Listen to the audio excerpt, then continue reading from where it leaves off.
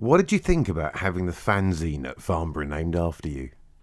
Well, it was a bit of a shock, I guess. But, I mean, my hair was quite long in those days, and often you could say it was sort of out of control. But yeah, but funnily enough, the person who used to cut my hair was my next door neighbour, and she loved the fact that there was a magazine called Simon's Haircut. That's yeah, was all about me and the sort of haircut, shall we say? So it just appeared. It wasn't something that I was aware was coming.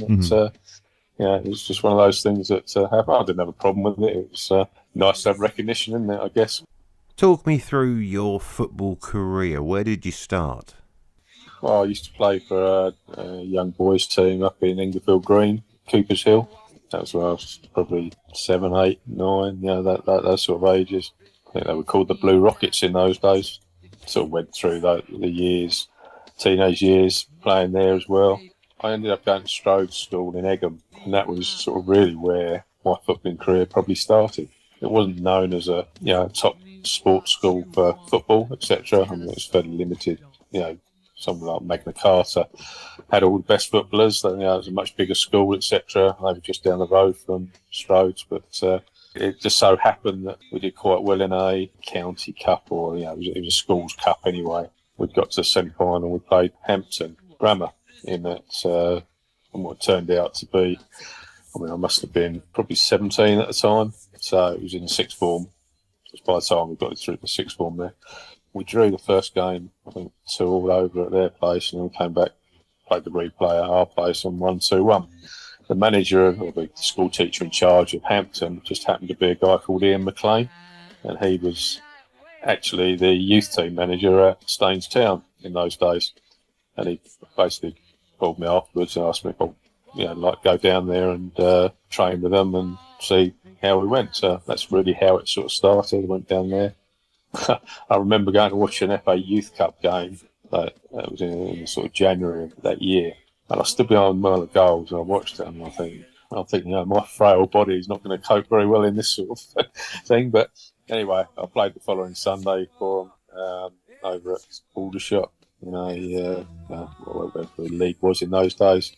We won that 3-4-1, I think. I got a goal, and that's sort of where it started. And it just sort of progressed through the youth team.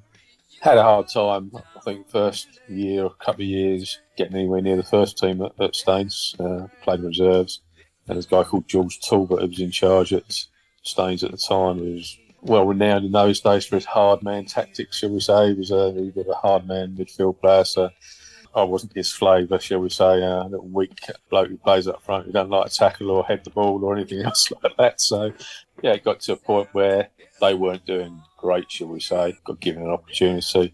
Did okay, I wouldn't say I set anything alight over there. But he left the year after, and Laurie Craig, Alan Gain, Ken Ballard, those guys were all around and thing, and they saw something in me that gave me the opportunity, if you like, to play a few first team games.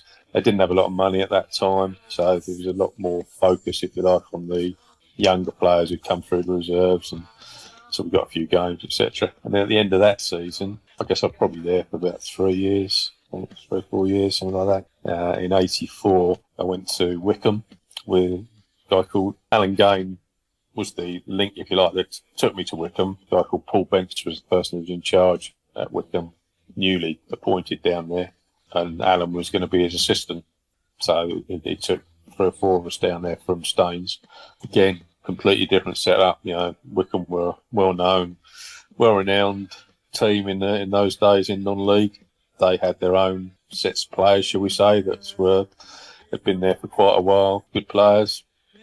These new boys coming in to sort of take over our place, shall we say. So a little bit, it all sort of disappeared after a while. Once you got playing, there's so many football clubs, you integrate into it. And we had a great first season down there. I think we I think we probably finished second or third in the league, but that got us promoted into the conference, shall we say.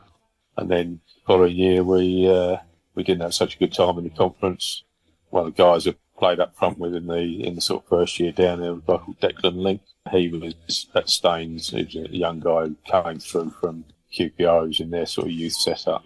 more of a target man, shall we say, but he knew what the goal was. There was a good partnership there, if you like, and even within that team, there's another youngster called Mark West who, he went on to do good things at Wickham after we left, but he played quite a few games in there as well, scoring goals. But it was quite an attacking side, shall we say. But at the end of that season, Declan went to America to do scholarship, etc.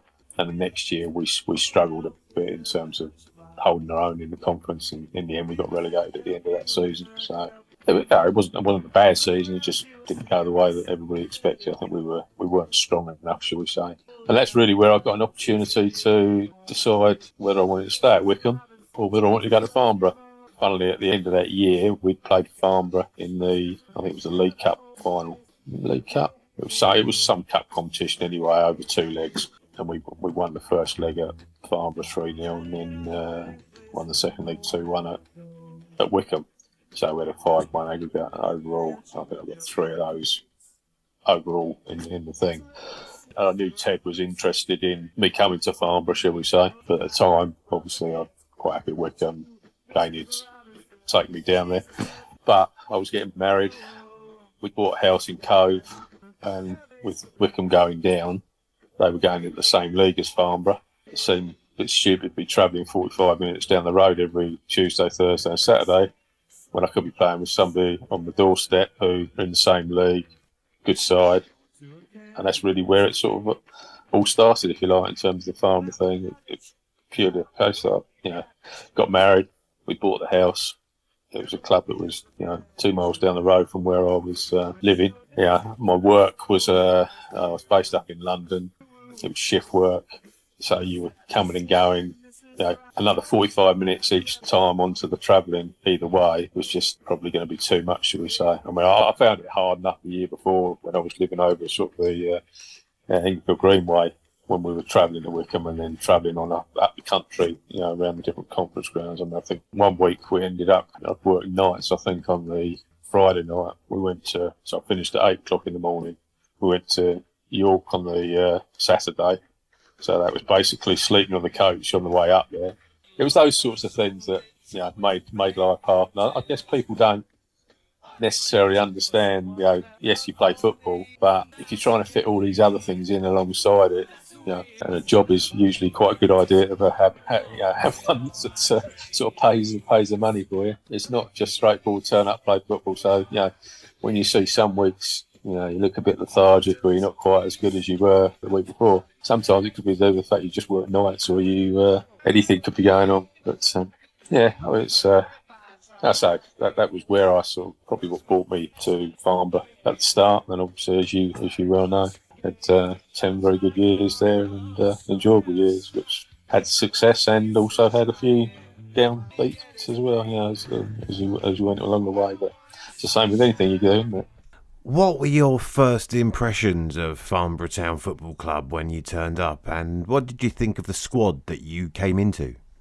Well, I mean, Ted obviously ran a very tight ship. He was, I knew of him, and I knew he was quite strict in the way that he ran things. You weren't going to get away with. He was happy for a few practical jokers to be around, but not at the expense of the discipline around the side, should we say. So what I did know is that it was quite a local team, should we say. Most of the players were made up of people who were in the sort of area. There wasn't a lot of travelling that was taking place in those early days at Farnborough, because that's just the way it was. The budget dictated that, and where Farnborough had come from over that short period of time to get to where they were dictated that that was the way that it was going to be. So I mean, it was they were local guys and there were some good players in that squad. And as we went on through the years, it got to a point where they did have a bit more money and they did have an ability to bring more players in, some more experienced players and people from who've got league experience, etc. But I think if you said to me what was the most enjoyable part about it, I think it was playing with the local players, to start with, because it was very much a well knitted together team, if you like. You all knew each other, you all knew what each other could do. We all got on and integrated well. Was there much of a social aspect? maybe on a Saturday night, maybe once every 6 months or whatever, something like that. Obviously, because a lot of the girlfriends or the wives came to the games, they knew each other, shall we say. But I wouldn't say we all went out as groups, shall we say. That wasn't something that happened. But say everybody knew each other, knew each other's partners, etc. Who did you make your debut against for Farnborough, and can you remember anything about the match? I don't know whether it was the debut or whether it was the second game or whatever, but I remember playing over at Croydon Arena. That was probably the second or third game, because I don't think the first couple of games I did anything special. I don't think I scored or whatever. And I remember Croydon was a place I'd played for Staines, where I had some reasonable memories of it, but it's in the middle of a running track in those days. I know I scored over there, and that's sort of really the only memory, if you like, of the early games that I had. I guess they couldn't have been that memorable, could they? Which matches in the yellow and blue stand out for you most in your memories? One of the first games that we played in the conference, Jamie Horton and myself played up front, was against Stafford, and it was at home, and we drew.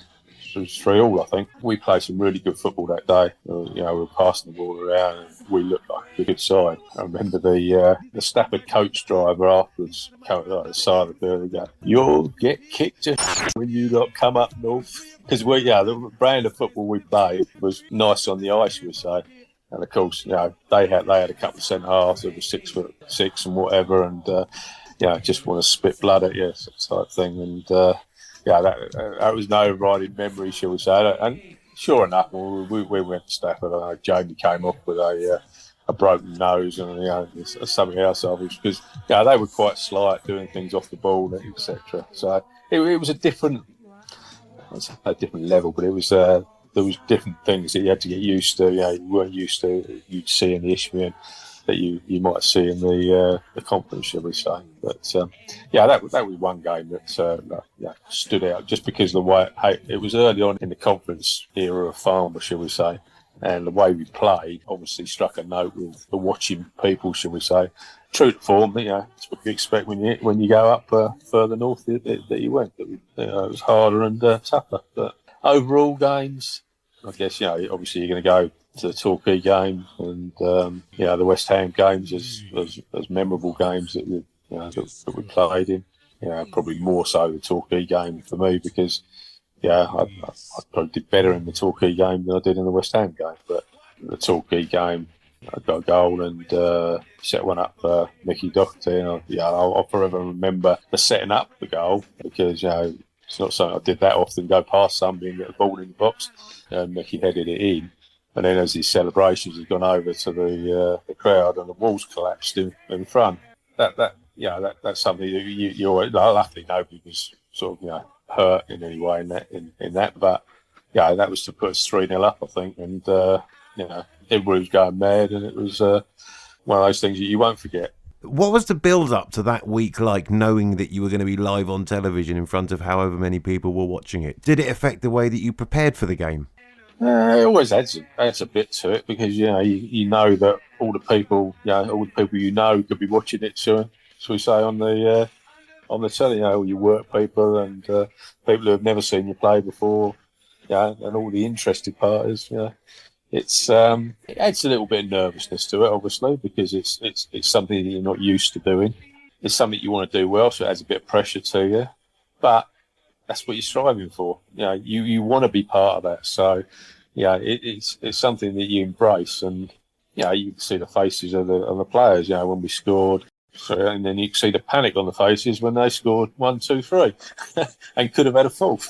So. In the change rooms afterwards, everybody was euphoric, and the Sky commentators were going around trying to get interviews with people, but they didn't know who they were talking to. It was a little bit of mayhem, really, but great experience. I mean, the West Ham game was slightly different because obviously we'd done the Torquay one.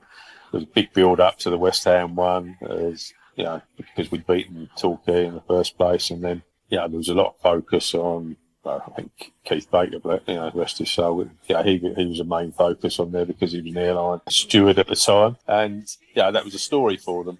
shall we say. So, they went on that. I mean, I remember us going to a spa. I can't remember where it was, but, we went to the spa for the day and, we did things differently to what we would normally do, shall we say, because it was a big game. But, at the end of the day, we acquitted ourselves well there, got the draw in the first game and were unlucky to lose in the second game, Was there any disappointment from the team that the first game wasn't played at Cherrywood Road? No.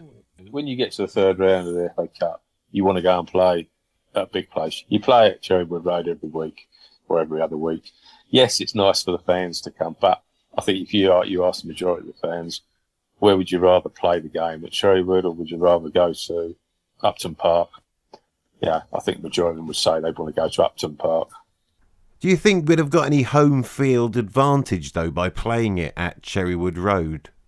Yes and no. I mean, it can work. It can work one or two ways, kind of. It can be, you can either just get wiped away by a side like that because they come, and they play a decent bit of football, get you off the park, or you can go to somewhere like West Ham and your game ups because you're playing in front of 35,000, whatever it was in those days. At that time, West Ham weren't doing very well anyway. They were down the foot of the first division as it was in those days. And there was a lot of pressure on them. And I think when you're playing in front of a big crowd, there's more pressure on you than there is if you're playing in front of a small crowd. Albeit that, if they come to Farnborough, they would be expected to win. They wouldn't expect to lose. But home crowds in the first division or Premier, if you're down the bottom and you're doing well and they start getting on your back, that's actually quite a thing to bear, I would say. I mean, just from playing, we had some bad times, whether it be at Wickham, whether it be at Farnborough, where you can hear people starting to get on your back because you haven't done well or you're not doing well at times. You think you've got 25,000, 30,000 on your back, that creates a hell of a pressure. And if that's your day job, that's pressure. For us, it wasn't our day job. So, that's just a bit of added excitement, if you like, that you could say, you can always go back to your other job. But for West Ham, that's their bread and butter. Like I say, you can look at it either way. Yes, it would have been nice to play at Cherrywood Road, but, at the end of the day, financially, and I think everybody wanted to go to Upton Park. You didn't know that you were going to be, we'd get a draw the first time and then go back there again. That's just the way life goes. And if you said, would I change it? No, I wouldn't. I'd still do it the way that we did it then. Well, I remember, at work, there was such interest in it that, I had to get hold of 40-odd tickets. And they weren't giving it away. They were paying for them, but still getting hold of those tickets was still quite hard. It wasn't, it wasn't just easy, because it's not going to be a sellout because, the allocations disappeared pretty quickly, didn't they? Yeah, for both matches. Farnborough's highest goal scorer of all time, but can you remember how many you scored? I think it was around about 211, something like that. How many of them do I remember? Well, I should think probably 75% of them at least were in the 6-yard box or around there. But, most of my goals were... I was lucky in one way. I was born with a sense of anticipation as to where the ball was going to be. I wasn't blessed with pace. I wasn't blessed with a physical body that was going to stand up to being a centre forward, and I wasn't good in the air. What I did have was anticipation and that ability, if you like, to put the ball in the back of the net. Now, you can't teach that, unfortunately. Try as much as you like, but it's one of those things that's either built into you or it's not. And I was lucky enough that it was built into me. Now, if I'd been blessed with pace or one of the other attributes, I would have probably played at a higher level. But, as you move up the levels, you look at all the different qualities of the people they'll have 2 or 3 or 4 of those attributes that I'm talking about, whereas the ones that play the non-league, there's very few that I would say have got 2 or 3 of those things that don't play at the higher level. I mean, take Dave Leeworthy as an example. He played at Spurs. He had pace, he knew where the goal was, and he had a bit of physicality as well. That's why he played at that level, because he was a good player. I'm content in my own knowledge that I didn't have a number of those things. I guess you say I can make the best of what I had, And I was lucky that I had some players around me that helped bring out that ability that I did have. Some like Jamie Horton, for example. You ask Jamie, he'll tell you he would have made a high percentage of the goals that I scored because he knew the runs that I was going to make, and he had great ability to play those balls in there. Turks, Romy, Fielder, Colin Fielder, they all understood, and that's what I mean about having a local team that play together on a regular basis. You know what each other are going to do.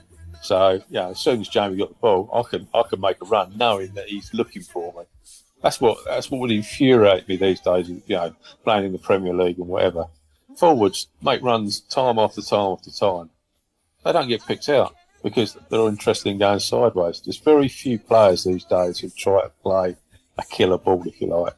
And that's the sad part, I think, about the game these days, that you don't see enough of the flair that you might have seen from a Jamie or a Turks or whatever in terms of wanting to play those balls. And if you haven't got pace these days, you're struggling because there's just not enough space around, is there? And what were your favourite goals you scored for Farnborough? I guess the type of goal that was my favourite goal. So I won't give you a specific goal because I can't remember half the goals I did score. But the type of goal that I used to enjoy was where I'd have a ball played through, and I'd be 1-on-1 with the keeper, and I'd try to play it round the side of the keeper. Just start it outside the post and play it into the corner. And it didn't really matter whether it was the left or the right foot. I was confident enough to have a go with either foot, shall we say. But that was sort of my trademark finish, if you like, was the one just sort of to keep the cone, just slot it into that near post area rather than go across him or whatever. That was the sort of goal I liked to score.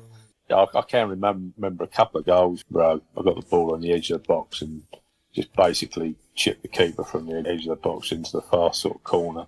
But there was about 211 after you pick your best goal type thing.